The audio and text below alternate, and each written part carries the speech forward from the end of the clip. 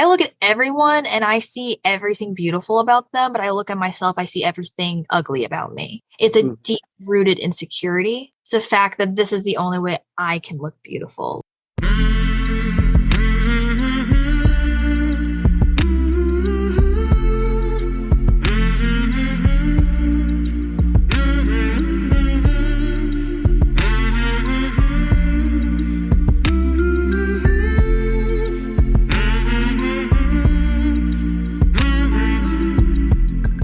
Hey there, my name is Sean, and this is Suicide Noted. On this podcast, I talk with suicide attempt survivors so that we can hear their stories. Every year around the world, millions of people try to take their own lives, and we almost never talk about it. We certainly don't talk about it enough. And when we do talk about it, many of us, including me, we're not very good at it.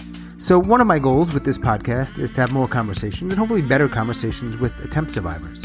Now, if you are a suicide attempt survivor and you'd like to talk, please reach out. hello@suicidenoted.com, on Facebook or Twitter @Suicide Noted. There's all kinds of other ways you can learn more and other ways you can contact us in the show notes. So check that out. And I should also add, if you have joined us here to talk on this podcast or you listen, I really appreciate it. And a friendly reminder, if you rate and review Suicide Noted on the Apple Podcast platform, it will help more people find it. And remember, our main goal here is not only to have more conversations and better conversations, but to help more people in more places feel a little less shitty and a little less alone. Thanks for helping out. Please remember, we are talking about suicide on this podcast, and we don't hold back, so take that into account before you listen or as you listen. But I do hope you listen because there's so much to learn. Today I'm talking with Allison. Allison lives in Connecticut, and she is a suicide attempt survivor. Hey, what's going on? I'm good. How are you?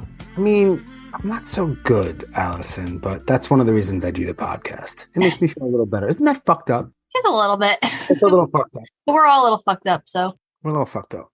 Thanks for connecting with me and talking. Appreciate it. Thanks for the opportunity. Yeah, of course.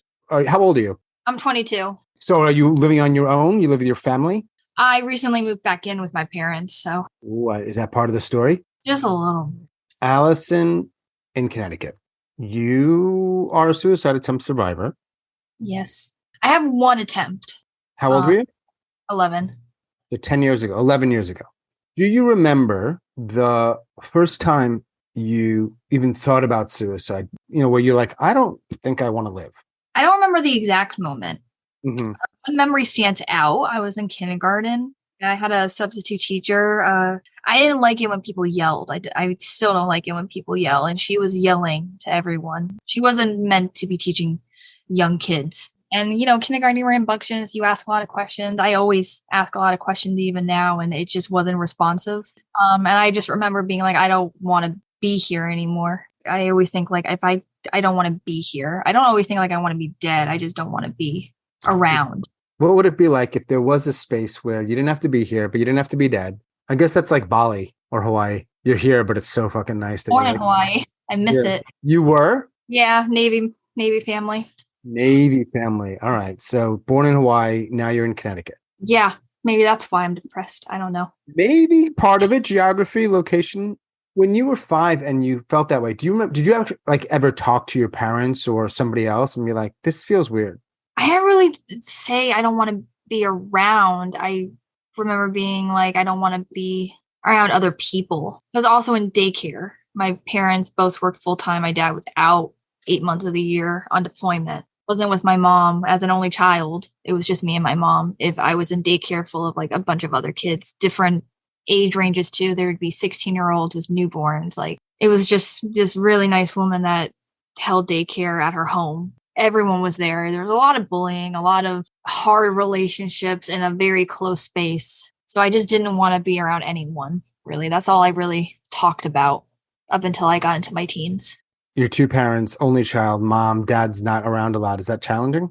Oh, yeah, it was definitely challenging. I mean, you miss your dad as a kid. I miss my dad. The area I'm in, like the neighborhood specifically, every single house is Navy. So I have no idea how that happened, but it was like retired Navy on both sides, and then workers that aren't enlisted but working like contracted up the street, and then across the street is actually active military. It was like at least I had a situation where I wasn't the only one without a dad. Like no one had a dad. All right. And so here's what's interesting about these conversations is your suicide attempt was 11 years ago. Yet you at some point not so long ago are looking for something online probably with the Yeah. word suicide in it. Yeah. So it's not as if I know, all right, well, 11 years ago, Allison tried to end her life and she's fine. Like you're probably not super fine because I don't think most, I'm sure there are some exceptions, people who are really just floating through life and things are pretty smooth are looking for that. I consider myself floating. I kind of just wake up and I wait till I can go back to sleep. I have described it to like my therapist as like I'm on a rope and I'm holding on and I could let go or I could climb up, but I have no energy to do either. Right. I'm kind of standstill right now. All right. So when you're 5, you have those thoughts.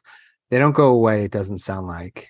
No. And then 6 years later, if my math is correct, more or less, at a rather young age, I would say compare, like I've talked to a good number of people and 11's on the younger side for sure. Yeah. How do you want to share that? What happened? What led up to it? I was always sad, always rambunctious, and my energy amount and how I expressed myself was always like a negative part that people like commented on. I was undiagnosed OCD, depression, obviously, but like ADHD, like just so many different things that I should have been medicated for, I've been in therapy for, and I didn't have that structure yet. Mm-hmm. So I was just chaotic and going everywhere and just kind of going with what my body said to do. So it was very hard to discipline me, and it was very hard to, I guess, trust me, in my mother's words. Mm-hmm. She was extremely overprotective based on like what she grew up with was her sister. So as an adult now, I understand. Back then, I really didn't. And with my dad gone all the time, we just didn't have a great relationship. And then we got the news that my dad was going to be deployed to Guam for 2 years. So I really didn't see him at all, except for Skype for 2 years. He came back once for 2 weeks for my 10th birthday, and I ended up in the hospital. I contracted the flesh-eating disease, the flesh-eating bacteria that takes away your muscle and your tissues. And it's like I almost got my leg amputated. Wow. Was a shit ton of antibiotics. Like I had 4 IVs in my arm at once. It turned into cellulitis. It was able to transform into that, which I had when I was a baby. So my body could help fight that better. And I got out and there was, more family around because they came down to see me. And I guess from that moment, I was like really just at a low point. The amount of time I spent in hospitals were very traumatizing because not all the staff is great, especially when you're a kid who doesn't understand why you're in a hospital bed hooked up to machines. I didn't get a lot of like communication with that. It was just, you have to be still. This is to help you. Why do I need help? Dad around? My dad was able to stay home a little extra time because I was in the hospital almost dying. But it was like extremely difficult when he left because of that. And I just remember when he left again for Guam, having to say goodbye again at the airport. And that being like literally the last time I would see him for almost 1.5 years. It was extremely emotionally difficult to get through. And we didn't have any family around. Like my grandparents came down from Indiana, where they're from. And my mom is Canadian. She has a green card. So our family, like her family, is not around at all. We always have to travel to them. They can't travel to us. So Gotcha. It was very isolating. And you're in school for some of the time, right? Yeah, I'm in school. Is anybody in your life picking up on the fact that Allison might be headed towards a dangerous, super dangerous space? I had a really good childhood friend. She turned out a little insane in high school, so we parted ways. Okay. But she also had her own thing she was dealing with. So I don't really think she picked up on the fact that I wasn't in a good place. She was more focused on how she wasn't in a good place. And what happens at that time where it starts to build and you eventually, whatever that day was like, and you'll share whatever you want? Don't really remember what triggered it. I know me and my mom were fighting a lot more than normal. I was in elementary school still in daycare. One of the kids I was in school with, like class-wise, as well as after school, daycare-wise, he like physically bullied me. I would get stuff thrown at me. I would get my hair pulled. I would get my skin ripped. Like it wasn't a good situation and I didn't feel safe. And I remember it being really difficult one day when my mom picked me up and I wasn't really talking. I didn't really have a lot of emotions. I didn't think about what, me dying would do to anyone else. I kind of just went, I can't do this again tomorrow. My pathetic self at 11 years old thought that taking like an entire bottle of Tylenol would do it, but it didn't. I woke up the next day. Even as an adult, like that was my plan. When I did have a plan, it was just take all the medication I had. Because at this point in my life, I have a psychiatrist. I was on antidepressants and I was on anti-anxieties and mood stabilizers. So I had like 15 bottles. But I stockpiled, and it got to a point where my therapist was like, you have to drop it off at the police station. Wow. Okay. Going back to 11 though, you take the Tylenol, you go to sleep, you wake up, whether you want to die or simply don't want to be here or somewhere in between the two, you take the Tylenol with an intention of something changing in your life, and it doesn't. And the day before you had said, I can't do this another day or something like that. And here you are, you're waking up another day. What is that like? I was disappointed. I was like, great. I mean, I went to school still. I didn't really think anything of it. I don't think I really understood what I was doing. Yeah. We didn't really, at least in my school system, we didn't really learn about mental health and what suicide was until like middle school, high school. Oh, you actually talked about suicide? Yeah, we talked about it. We talked about sexual assault and consent, all the severe things that we should be aware of that I think people should have an education on. Like in my school system, we were very fortunate to have all of that. Because I know it's not the same with other people I went to college with, So right. Yeah, maybe it just depends on where you are. And I would be curious. I'm not really asking you this, but I'm curious how they presented the idea of suicide. I mean, they presented it as like, know the signs. And it was basically umbrella depression. Right. You have self-harm, you have loss of interest, you have loss of appetite, you have folding into yourself. And then it was people kill themselves. Sometimes they do, or they try. So is it weird to have tried that and then you're in school between not feeling well and not talking about it, then trying and still being around? Like there's like almost, is there like a feeling of I've got the secret? Kind of. I still haven't told my mom or my dad. To this day? Yeah, to this day. Are they possibly going to hear this podcast? I don't think so. Yeah, unless you specifically said, listen to this. Yeah. And are you going to do that? No, God, no. No chance. What do you think your mother would do or your father would do if they learned about that? And now it's like 11 years ago. I mean, it's not yesterday. I don't know. I mean, I had, my hard moment this year where I was like severely ideating and my therapist had to get my parents involved. They were very supportive. They were just helping me through it, asking me not to, like, what do I need to not to do it? But that's like the first time ever I felt that support in terms of mental health from them. So I don't really know what the reaction would be if they ever found out. So from 11 to today, I mean, how would you characterize those years? I know we're trying to smush a lot of life into a small period of time here, but it is just a lot of depression and anxiety and insecurities. I was, anorexic in middle school and high school. I have a history of self-harm. There was a little bit of, I wouldn't say drug abuse, but using drugs, not anything crazy, but like weed and psychedelics and trying to find something that would make me feel better. And now I'm at a point where I don't really do a lot except for work. When you say work, what do you mean? Like I have a full-time job that I'm like fighting to get more in than just what I have. What field? Right now it's a surgical dental office. What are you saying? You want to work more or advance in that? Yeah, like just get more education, move up, possible promotion in the future instead of just doing like what I've been doing for the last year. Right. Did you go to college? I'm in college for HR management. You're in college right now? Yeah. HR management. In Connecticut? In Connecticut, yeah. Well, it's online, so it's wherever I am. Do you look back, or I mean, it's not really looking back because it still applies now, but when you think about junior high school, and after that, like, do you think ever like that's some fucking bullshit? I got fucking screwed. I was with shit people. Like, you're surprised you didn't try again? Yeah. Do you know the difference between 11 when you tried and the other times when you might have been when you just didn't? Like, what's the difference? I think when I was 11, I didn't have a lot of connections yet. I was just in school. By the time I got into middle school, like I had a strong friend group, or what I thought was strong, until that fell apart. I had serious interest in science and just wanting to be the best in school. So I guess like in middle school, my main focus became like, I was depressed and I was self-harming, but I was also like severely anorexic. Like I just wanted to be skinny. I wanted to disappear. I just wanted to like focus on myself and be the best version of myself. And I thought that was what was going to get me there. Did it work? No, God, no. With depression and with sometimes like self-harm, I think people can hide it so others around them might not know. Depends. But with anorexia, as far as I understand it, and it's not a lot, there are such clear, typically visual, like you see somebody who's very underweight, right? Does anybody say anything? Because when you're 15 and you're 25% below normal body weight, whatever, I have no idea if that's accurate, right? I'm just throwing out a number.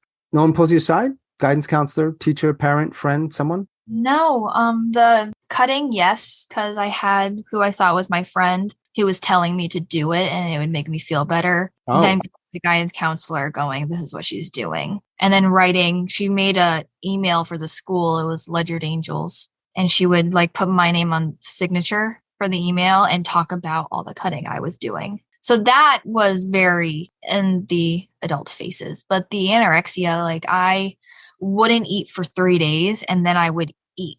And then I wouldn't eat for 3 days and then I would eat. So I wasn't really losing weight. My body was fluctuating a lot, which was also causing like a lot of issues because I just wanted to lose the weight, but I couldn't not eat because I would feel that hunger and I couldn't control it. Like, do you self-harm today? Not in a while. Yeah, I mean, I was clean for a couple of years. I had one moment this year and I felt really guilty about it, so I haven't done it. I don't know how to frame this question, so I'm going to do it the best I can. Do you still, or you do currently deal with anorexia, suffer from anorexia? I have anorexic tendencies just from my eating habits. I don't eat breakfast. I don't eat lunch. I eat dinner. I come home and I make dinner and I actively try to make food and cook now. But I'm having a very hard time actually like holding anything down if I eat it throughout the day. What do you attribute that to? Any idea? I don't know. I really don't. I'm going to doctors trying to figure out my health because there's something wrong with my thyroid. I'm getting migraines all the time because of my sodium levels. So like I have other stuff that's probably contributing to my current weight loss. I lost about 40 pounds this year in about 3 months without trying. Is that something you wanted to do or no? I mean, younger self loved it.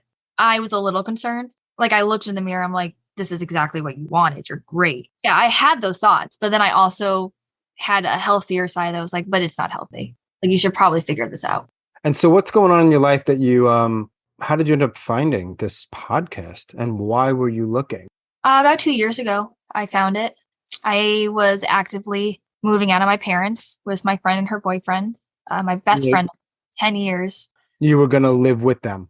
Yeah, we got an apartment, all three of us together. So they were moving out of their apartment and I was moving out of my parents and we got an apartment together. It was pretty nice. 3 bedrooms, 2 baths. And this is during COVID. Right after COVID. I mean, we're still in the pandemic, but I was able to go back to work and not wear a mask all the time because I was vaccinated. So it was in that time period. But my job wasn't paying me a lot. And honestly, the people there were not the best. Same job, different job. Different job. It was still an office, just a different specialty. But just the people there were like mean girls. Man. There's a lot of drama, a lot of disparity. If like you made one mistake, it was severely criticized. I just wasn't happy. So I ended up like quitting, not meaning to. I gave my 2 weeks and then I was just like, yeah, I'm not doing this. So I left. One of the girls texted me about how much she didn't like me. I just kind of was like, I'm sorry you feel that way. I know it's probably my fault. Trying to leave as a good person and I quit. So from there, though, I was like really depressed. That was like my first serious job. So I didn't really know how to handle those kind of situations. Do you move in with the boyfriend and the friend and the boyfriend? Yeah. And that was 2 years ago. And that's around when you found this podcast. I'm curious to know about what was going on there. She ended up breaking up with her boyfriend like a month into us living together. And he became pretty awful. To her? To everyone. I knew they might not last. She was my best friend. I knew. But I was like, if I live with you guys, you have to be completely honest. Like, I'm going to support you. We're going to get through this. Like, we'll figure something out. She was like my chosen family and I was her chosen family because we both had pretty bad childhoods. We trauma bonded definitely, which I now know is not the best way to handle a relationship, but it was just very unhealthy, very entwined, very toxic. And she said like, no, I want to make this work. I want this relationship. So we moved in and then she broke up with him and turned to find out she was cheating on him with a mutual coworker of both of theirs. And then he was over all the time. That was only after he lost his place. So there was like 4 months where she just left me at home to take care of her cats and him, her ex-boyfriend. Who still lived there. She was cheating on the ex-boyfriend. That guy also came over? Yeah, he lost his apartment like 4 months in. So the ex-boyfriend and the guy she's cheating on are in the same apartment? I should have said something, but I was like, no, you're my best friend. I got you. Like, we'll figure it out. He doesn't have to pay rent. Like, it was really bad. Are you still friends with this person? No. All right. So what happens that you find this and one day, a couple of years ago, you hear this voice. It happens to be my voice. And you're like, what the fuck is this? I always knew I had suicidal tendencies, like ideation, and I didn't really have anyone to talk to. I thought I had my friend, but when I finally was like, I kind of want to die, she just started yelling at me and did not help me. She made it a lot worse just with all the yelling, knowing how I feel about it. And just, she was like, I don't really know what you want me to do. Like, you can't say these things to me. So I looked up like suicide. You looked it up to find other people, or you looked it up to figure out how to do it? I looked it up to find other people. I felt really alone. I really didn't have anyone in my life that was that had the same thoughts as me. Do you remember what you found? Obviously you found this, but was there actually your podcast was the first one that popped up. Well, that's good to hear in a way. I found a lot that were like depression and how to manage it, and they would be like 15 to 20-minute long, just kind of descriptors of what it is. But yours was like the only one that was actual people talking about their experiences. So I just listened to all of what you had. Oh, so you've heard my voice a fair amount, that means. Yes. And so for 2 years, and yet we only first communicated, I think, via email, like, what was it, a month ago or whatever it might have been? Yeah, yeah. So in that whole time, are you like, maybe I want to do it, maybe not. I'd like to talk to this guy. I'm not sure I trust him. This is weird. Blah, blah. What's going on? I kind of was like, yeah, I could do this. I just wasn't at a point where I could talk about it. But now I'm out of that situation with my friend and the chaos that was my life. It was actually 2 weeks ago that I emailed you because it was the day that my boyfriend broke up with me over text. It was my first serious relationship. I mean, I'm polyamorous, so I have other relationships. He was my only like serious boyfriend though. He would introduce me to it. So I'm very grateful that I had the experience, but I like opened up so much to him. He helped me move out of my house, or my apartment. He was very supportive. The only person I ever felt like I could actually trust. And he, come to find out, was like lying to me about everything. Really?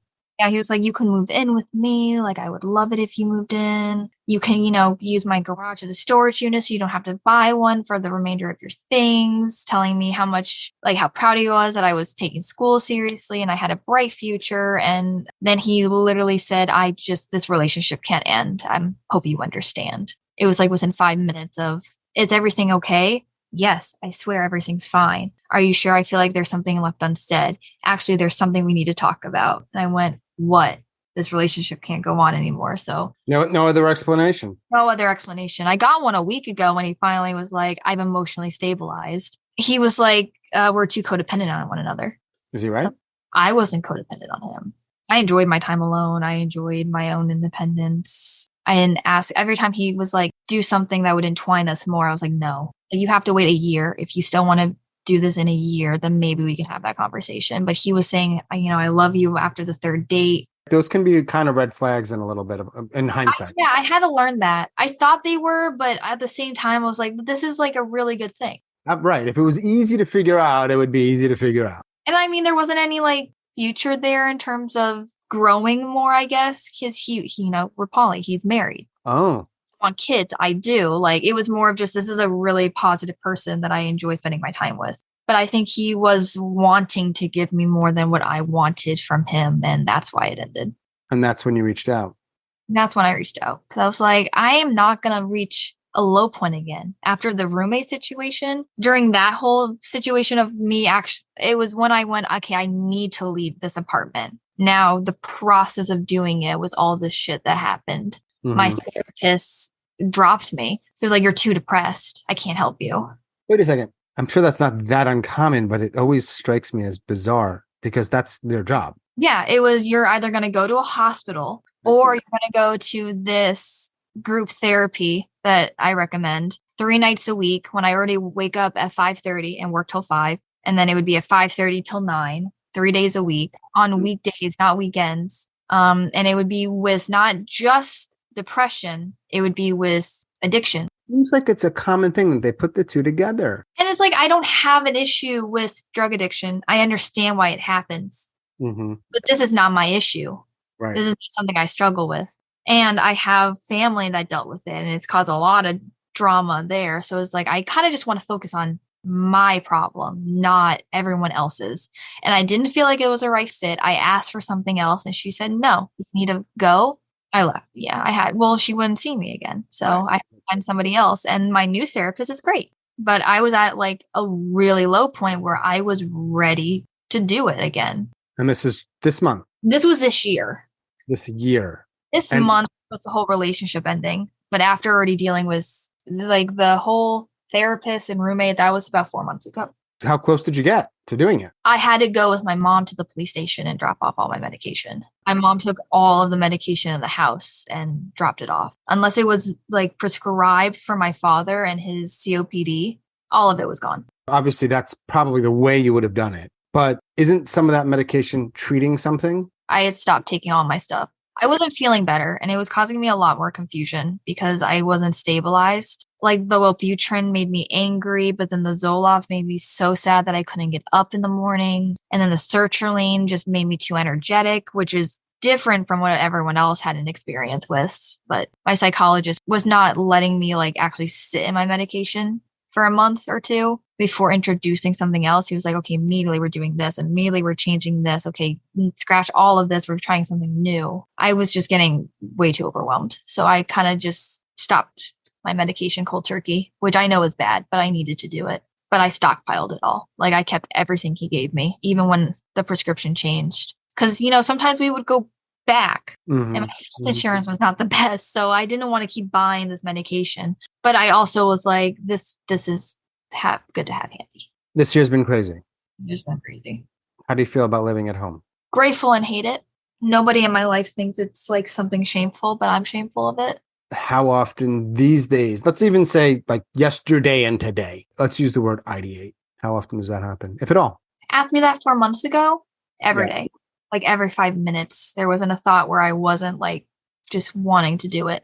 Now, it's really only at night, maybe 3 times a week. Yeah, it's definitely not the severity it was. It was just, it's more of, I wonder what would happen. Like, what's the other side? Would I be better or would I, have something worse? Yeah, I wonder if we made it, if we knew for sure that it wouldn't be worse, how many more people might try or do it? Just to sort of gauge how badly some people want out. Honestly, the reason why it was so difficult for me to actually do it was because I'm afraid of it being painful, because I don't want to go that way. Painful or like, well, it didn't work in your case. Yeah. But like, what if I get close but someone finds me and then I'm in a hospital on suicide watch? Because I've listened to the podcast. I've heard people talk about how isolating and aggressive it can be. And I don't want that. I don't feel like that's going to help anyone. I tend to agree. Yeah. So you've never been in a hospital for that? No, it's been threatened, but I haven't actually gone. Threatened is the word. My therapist said that I'm going to call an ambulance right now and take you to the hospital, or you're going to call your mother while we're in session. So I called my mom. Because you were talking about suicide? Mm-hmm. That always strikes me as bizarre, but anyway. I don't get it either. I mean, I just don't get how that would help ever, but. It didn't, ultimately. Have you ever lost anybody to suicide? Not personally. I know my mom did. There's depression that runs in the family, and I guess she found someone hanging, and that's all I've heard. I don't know who it is. I don't know her relation to him. I don't know how long he was dealing with depression. I don't know if it's genetic or not for him. I don't know if he's part of the family. She won't talk. And so you never asked the follow-up question there. Like I would probably be like digging. You're like, nah. I did. She won't answer. Right. There's only so much you can do. Right. Yeah. So you have a therapist. Do you have anybody else in your life who you can actually have a difficult conversation with? I have my friend and her boyfriend, who is also my friend. They helped me when I was dealing with the roommates. This is another friend and boyfriend. Yes. Yeah. Way different, though. I met her way before she met her boyfriend. We were working together when I was 17 and she was 21. So we were just coworkers at a retail store, and she's someone that's really like encouraged me to stand my ground and set boundaries and not feel guilty. And she's just a really good person. She tells me all the time that I'm too skinny and that I need to eat more. So she like just sees it all. I haven't told her like about the past and stuff, like the suicide stuff. She just knows when I'm sad. How many people know about that suicide attempt? Does anybody know? My therapist, my ex-therapist, I should say, the person she sent me to for the group therapy to do the intake, my ex-boyfriend, he knows. And I guess the current guy I'm talking to. That's pretty open of you. We've talked about, his dad killed himself. So I was like, well, before we start anything, you should know. That's it. Those are the only people. I know the word depression has come up, anorexia. Like, what were the other, if any, diagnoses that you got that you think were accurate? OCD. I wouldn't say it's more if I have to turn the doorknob 3 times. I do notice some things, like when I lock my car, I have to do it 3 or 4 times. When I zip up my makeup bag, I do it like 2 or 3 times. It's not as intense as other people I know, but it's more like I'm extremely organized and clean, and I hate mess, and everything has to be straight in a line and presented well. And that's, I've always dealt with that. So there's a name for it now. In the last 11 years, do you ever think, or have you ever thought, I really wish that night when I was 11 had turned out differently? Yeah. Do you think that way now? I mean, yeah. I'm not at a point now where I feel like I should kill myself. I'm really trying to be, happy. I kind of am, which is weird. You're kind of happy? Kind of happy. Like, work sucks. Life sucks. But also, like, I'm seeing the good moments now, which I didn't before. I don't remember a lot of good moments from middle school or high school. I just remember the bad moments, and everything else is neutral, kind of a blur. Remembering the good moments now. So there's something changing. But also, like, this year sucked. If I didn't have to experience this, I would be happy. So, I definitely thought heavily beginning of this year. I just wish it worked. Now I'm like, yeah, it'd probably be better for me if it worked, but I can make myself better. Life sucks. Everyone thinks life sucks at this point. Not everybody, but a lot do. Now the question that I've been asking lately, and I don't know how this came about, but we've already sort of mentioned it, was like, if I gave you a pill, for some reason the pill is purple and pink. I can't tell you why. I just made it that color. And you take the pill, you go to bed, you don't wake up. And not only that, Allison, nobody in your life knows that happened. They just think unexplainably died. The point is, you're not here. Nobody thinks you died of suicide. You're not in pain. Do you take the pill? I'm giving it to you at 8 p.m. tonight. I think so. I mean, that sounds great. No pain. People not talking negatively about you. Just, oh, she died. I say those things that you're not in pain and people don't know, because those are the reasons people don't do it. For better or worse, those are one of the couple of reasons, right? Like, yeah, I definitely think about that. Like, if I was to die, how people would talk about me. Like, that keeps me up at night sometimes. So I get it. I mean, I don't want to say that I would take it. I'm hopeful that in like a year or 2, maybe 5 years, I don't know when, but I'll be at a point where I won't take it. I wouldn't have that want. But right now, like, consider it. Do you live in any sort of, for lack of a better word, reckless way? The kind of things that people do where it's like, whatever, fuck it, I'm going to do the thing, so I might die. Who cares? Whether that's drinking or drugging or whatever. I think you have an idea of what I'm saying. I numbed myself a lot with weed. I would just be like, okay, well, I don't want to think about this, so I'm just going to get really high. And I would do that and then go to bed like 3 hours later after mindlessly watching TV. Mm-hmm. Never done like reckless drugs, like hard drugs. I've done some psychedelics because honestly, I've learned a lot for myself by doing it. That I'm probably going to continue doing sparingly with some, healthy intervention along the way. But weed, I've stopped for a couple of months now. It was causing me too much paranoia and too much stress because I took a small break during the move, and then I got into it and I was like, this doesn't feel good. I'm not in a very high stress environment anymore. It's not doing the same for me anymore. I drink, definitely not like the alcoholics in my family where it's every day, but you don't drink every day. I'm like currently like, what day this week could I actually just get drunk? Like, could I get drunk? I would like to be drunk again. What do you drink? Oh, vodka. Straight or mixed with something? Both. And are you a binger? No. But no, like I don't drink a lot. I like my wine. I like having a glass of wine like 3 times a week, but you can't do a lot when you're drunk. What helps then, if anything? Other than this podcast, of course. Like seriously, it became something that I could forget my own problems and hear I heard some people that had a much harder time than I did. I was like, yeah, okay. I can appreciate right now my level of shittiness compared to what some people have to go through. School sometimes, but sometimes I'm so stressed that I can't even focus, you know? I've tried meditation, that doesn't help. Therapy, that with the person I'm with now, I'm coming to terms with my emotions instead of wishing they weren't there, which is nice. So that's been, progress. But I haven't really found this thing that helps me feel better. I usually just need to find a distraction. And right now, listening to podcasts is what's doing that.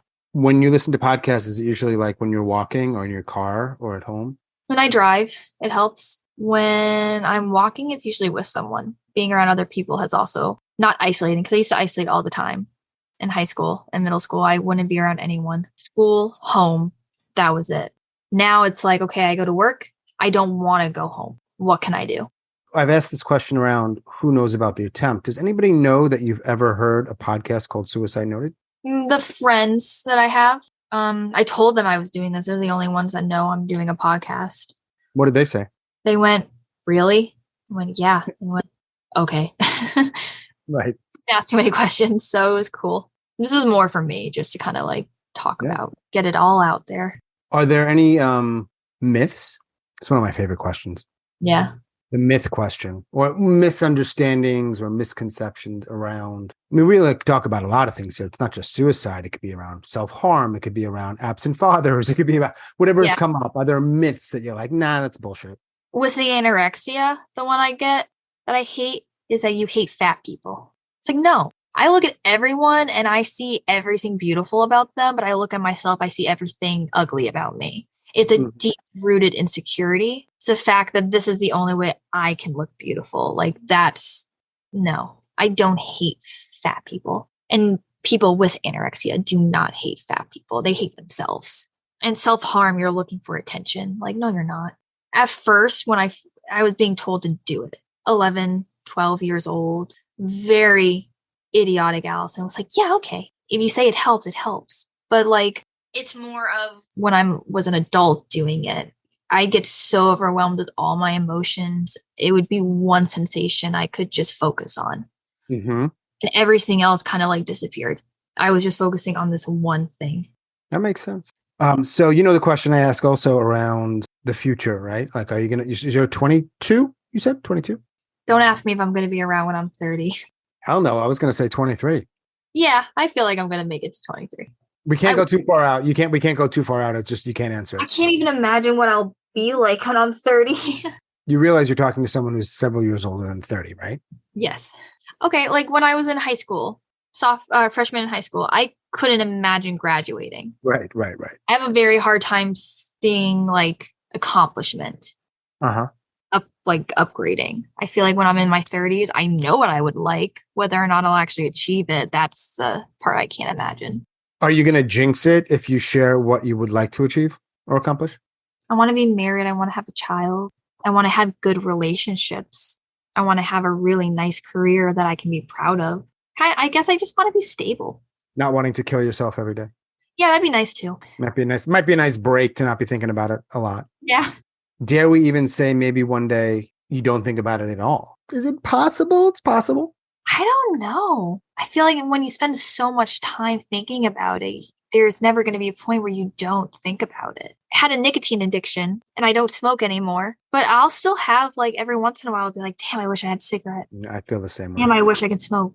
It's always going to be there, popping up random times, What's the name of your book? Well, almost always someone will say something when we're talking and I'm like, that's the title. That's the book. Yeah. The Last Pancake was probably my favorite one. That was recent, right? Yeah, that was Alex. Right. Yes. Hi, Alex, if you're listening. It was a shit year. That's possible. I'm not loving it, but it's okay. All right. So as we're talking right now, you live at home. You have a job. I have a job. You're talking to somebody, which is always exciting. Not that long ago, the person you were involved with ended it. What else is happening in your life?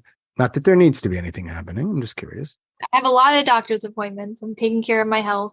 I don't really have a day where I can just sit down and relax. I'm really busy right now, which is actually really enjoyable. I mean, the plan.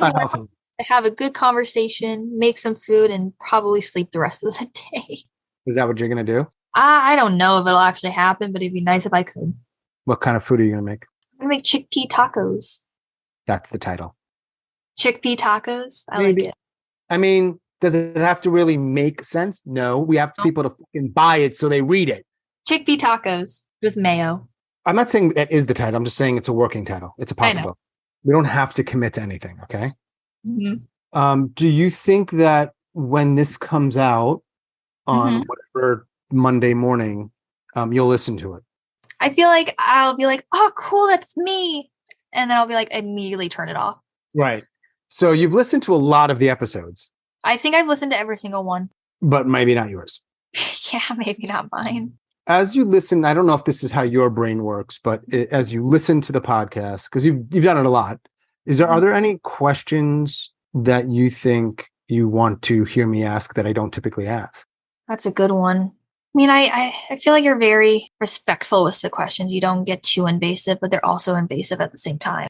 Maybe like you have the question in the document you sent, like if you could say anything to your younger self, what would it be? It's so funny. And I almost never ask that now, because that feels like a corny question, but I would love to hear your answer to that. I would say to my younger self, like, I'm sorry. Like if I had the skills I had now back then, I feel like I wouldn't have been cutting. I wouldn't have fallen into the relationships I did. I would have respected my body a little bit more. You have to learn that. Like you have to fail to learn. I know. And that's why I don't love the question, because it's like, it doesn't work that way.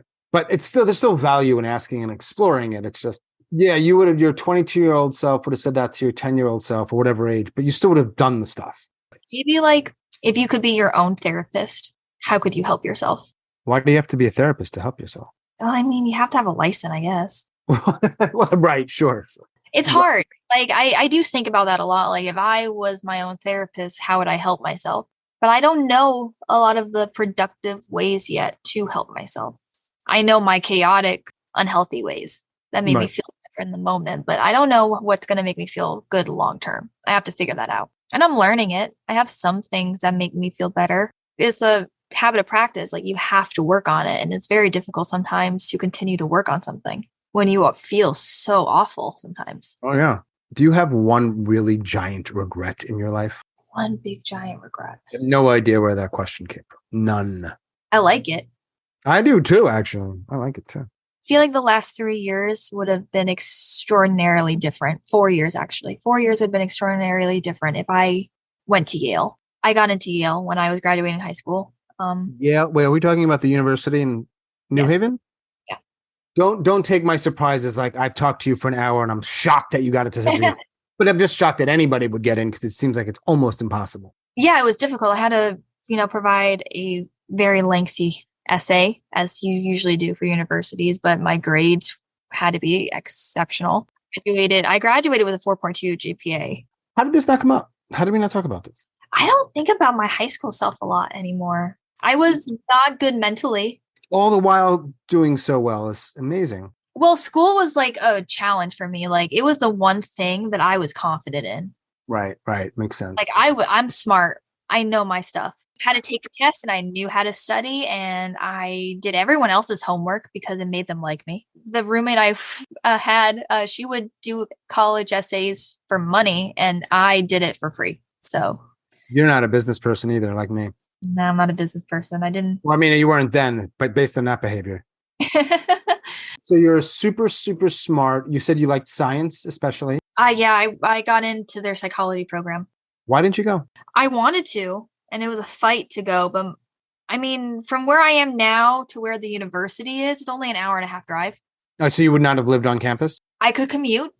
I kind of wanted to. It would be very expensive. So that was an issue in my family. The option of scholarships wasn't there for my mom and dad. It was, you can't even go through school without having a panic attack right now. You can't go an hour and a half away where we can't get you if needed. Like that has to be a tough one to accept. It is. It really is. I think about it a lot. Like I feel like my life would be so much different if I just went to Yale. But you ended up going to a community college now and working, and now you're online. Yeah, it sucks. Community college was actually pretty decent. I enjoyed it, like just the college setting in general. But then COVID hit and we went online because of it. And if it were me, and I'm not proud of this, I think if someone would have asked me about it and like I went to community college or I'm online, like I would make sure they know I could have gone to this other school just so you know. Yeah, a lot of people know. I've said it at work so many times, just when people are like, maybe you should try harder. I'm like, motherfucker. It's like, you don't know how hard I fucking tried. Anytime someone questions my smartness, my intellect. That's one of the big ones for me, as far as myths. I don't know if that's the right word, but just like, no, sorry, you don't understand. It's like the idea of the struggle and the fight, it's like, oh man, maybe in some metrics that you're using, I don't have the results that you would, but you have no fucking clue what it's like. At least I'm book smart. I'm learning life smarts. I think also a big regret, I didn't take any finance classes in high school. It wasn't really offered to us. That would have actually helped like real life. I feel like I'd be so much more stable now if I had that education. I'm learning what investments are right now and how to prepare for my retirement. And wow, it's important to me, but like, I wish I had some sort of foundation with that already. People who want to kill themselves don't usually think about retirement, do they? I guess not, but I'm in a better place right now. Yeah. Right. And it makes sense because it's not just so this or that. You can be like wanting to die sometimes, then also thinking, but I might live, and both can coexist. There's obviously no rich man about to marry me right now. I need to prepare for myself. Maybe there's like a poly app for rich dudes. I think those are just called sugar daddy apps. Okay. That's a different podcast. Yeah, that's a whole different situation. What else would you like to share, Allison in Connecticut? I think I got it all out there. Did it go as you expected? You can be honest. You can be like, dude, you're kind of weird. I didn't like you. That's fine. I want to hear it. No, it went better. Oh, good. I was nervous, and now I'm like, no, this was actually, I kind of feel like I'm listening to the podcast itself right now. Oh. So thank you for letting me talk to you. Of course. Thank you for talking. And if you've heard the podcast, I never know how to end these conversations because it's a kind of a weird dynamic, isn't it? Somebody just shared all this stuff. Sometimes I never speak to them again. Mm-hmm. It's kind of weird.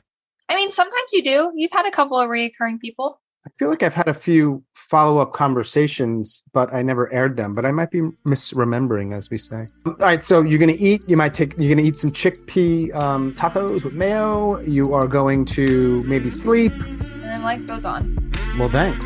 Thank you. All right, cool, Allison. Thanks again. Thank you. All right, bye. Thanks. As always, thanks so much for listening and all of your support. Special thanks to Allison up in Connecticut. Thank you, Allison. If you are a suicide attempt survivor and you'd like to talk, please reach out. hello@suicidenoted.com, on Facebook or Twitter @suicidenoted. Check the show notes for all kinds of other ways you can get involved, learn more, including our membership. And finally, if you can spare a moment or two, if you rate and review this podcast, it will help more people find it, and we would love that. Thanks very much. And that is all for episode number 178. Stay strong. Do the best you can. I'll talk to you soon.